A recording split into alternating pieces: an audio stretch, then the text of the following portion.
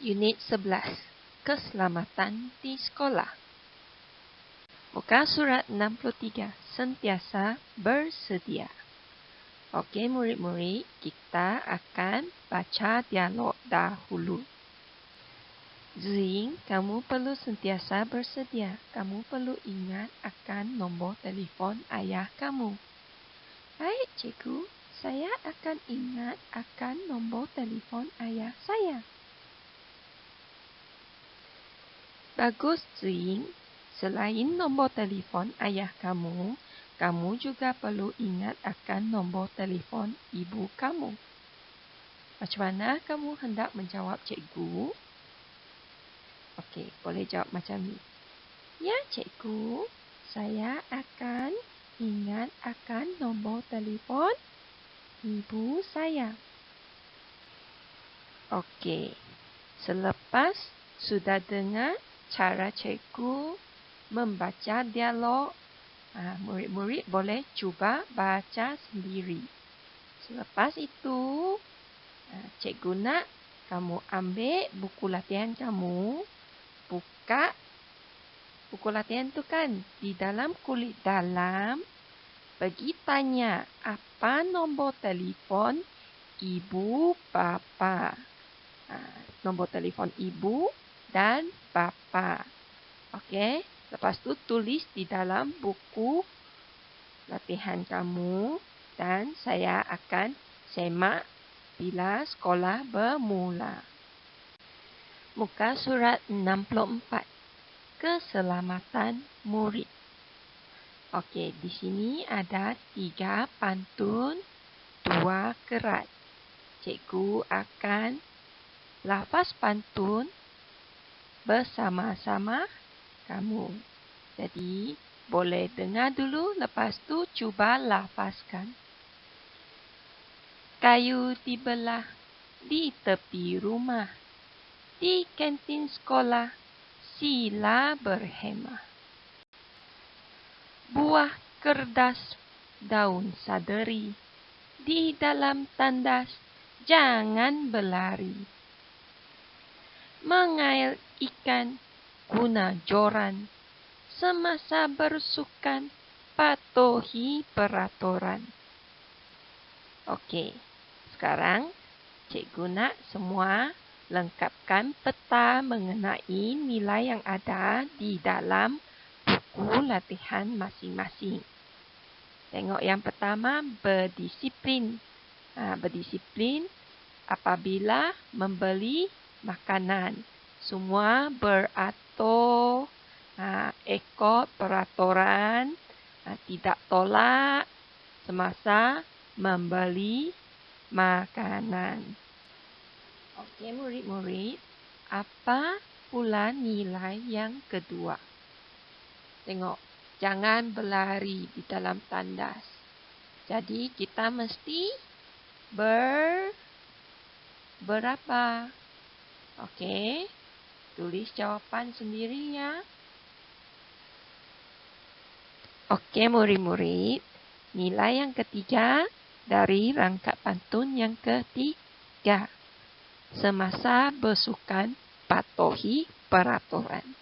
Jadi nilai dia ada di dalam pantun ini. Muka surat 65. Patuhi peraturan. Okey, cikgu akan baca petikan dahulu. Sekolah Kuan Hong mempunyai peraturan keselamatan. Murid-murid tidak dibenarkan bermain di kawasan tertentu. Kawasan tersebut berbahaya kepada murid-murid. Okey, kawasan yang pertama ialah tangki air. Mengapa tangki air berbahaya? Sebab dia tinggi. Kalau murid panjat tangki air, mungkin akan terjatuh dan tercedera. Lepas tu tangki air ni banyak air. Kalau tangki air pecah, air di dalam tangki tu boleh lemaskan murid-murid. Okey, yang kedua ialah tempat letak kereta. Tempat ini banyak kereta kan? Mengapa berbahaya kepada murid-murid? Sebab banyak kereta, mungkin. Okey, apa yang berbahaya? Mungkin boleh dilanggar oleh apa? Yang ketiga, longgang. Ada tak ibu bapa kata jangan main berdekatan dengan longgang? Kalau kita berlari dekat longgang, apa yang akan terjadi? Kita mungkin akan jatuh ke dalam lepas tu. Okey, murid-murid fikirkan mengapa tempat ini berbahaya. Kawasan 4, kawasan sunyi. Sunyi bermaksud senyap, tak ada orang, tak ada bunyi. Jadi, mengapa kawasan ini berbahaya? Kalau kamu pergi main dekat kawasan sunyi, terjatuh air. Lepas itu, macam mana? Apa yang akan terjadi? Okey, jadi kalau kawasan sunyi, apa yang boleh berlaku? Seterusnya, makmal sains. Makmal sains ni ada gunting, ada banyak bekas kaca.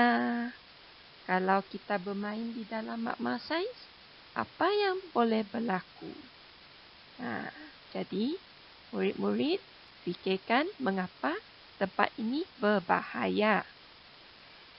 Sekarang, cikgu nak murid-murid tulis mengapa murid-murid tidak dibenarkan bermain di tangki air, tempat letak kereta, makmal sains, longkang dan kawasan sunyi. Tulis satu saja. Mengapa murid-murid tidak dibenarkan bermain di kelima-lima tempat ini? Yang tangki air punya cikgu sudah siapkan sebagai contoh. Jadi murid-murid lengkapkan 4 lagi, ya. Muka surat 66. Pesan merpati. Okey, kita baca dulu petikan. Pada suatu hari, merpati dan anaknya terbang mencari makanan. Mereka ternampak sekumpulan murid sedang bermain bola keranjang. Wah, gembiranya mereka, kata anak merpati. Murid-murid itu bermain di tempat yang selamat. Mereka tidak tolak-menolak semasa bermain. Mereka juga tidak bermain dengan kasarnya. Contohilah mereka. Jagalah keselamatan diri kamu semasa bermain, pesan merpati kepada anaknya. Selesainya membaca, kita sudah tahu peraturan semasa bermain bola keranjang. Dalam petikan ada 3. Jadi sekarang cikgu nak semua murid-murid tulis 3 peraturan semasa bermain bola keranjang di dalam buku latihan masing-masing. Jawapan semua ada dalam petikan. Kata kerja pasif. Okey. Murid-murid sudah menonton video YouTube yang cikgu beri dalam link. Okey. Kalau sudah, baru menonton video ini. Okey. Okey. Kata kerja pasif ialah kata kerja aktif yang dipasifkan. Okey, yang sebagaimana yang kamu dah belajar di dalam video YouTube itu, tadi cikgu akan imbas kembali. Okey, kata kerja aktif ialah kata kerja yang bermula dari men. Sebagai contoh, mencuci, membasuh, mencari, membuat, membuka, memakan. Jadi, kata kerja aktif bila menjadi kata kerja pasif sebagai contoh, mencuci akan jadi dicuci. Membasuh menjadi dibasuh. Mencari menjadi dicari. Membuat dijadikan dibuat. Membuka jadi dibuka. Memakan jadi dimakan. Muka surat 67. Selamat tiba di sekolah. Okey, kita akan baca petikan dahulu. Anat pergi ke sekolah dengan menaiki kereta. Dia dihantar oleh ibunya. Apabila tiba di sekolah, ibunya meletakkan kereta di tempat yang disediakan. Anat keluar dari kereta dengan berhati-hati. Dia dipimpin oleh ibunya semasa berjalan. Dia dilarang berlari ketika masuk ke kawasan sekolah. Okey, murid-murid, ada nampak kan 3 perkataan berwarna hijau? Itu adalah kata kerja pasti. Ada perhatikan semua mula dari perkataan di. Okey, murid-murid, sekarang sudah belajar kan apa itu kata kerja pasti? Sekarang cikgu nak semua murid-murid ambil keluar buku latihan dan lengkapkan ke-8 ayat yang diberi ini dengan kata kerja pasif yang sesuai. Okey, murid-murid, sudahkah kamu menonton video YouTube di link yang cikgu beri berkaitan kata hubung? Tahu apa tu kata hubung? Okey, kalau sudah tahu, mari kita lengkapkan 10 ayat dengan kata hubung yang sesuai. Tapi cuma guna 3, iaitu dan, tetapi, dan sambil. Lengkapkan ini di dalam buku latihan anda ya.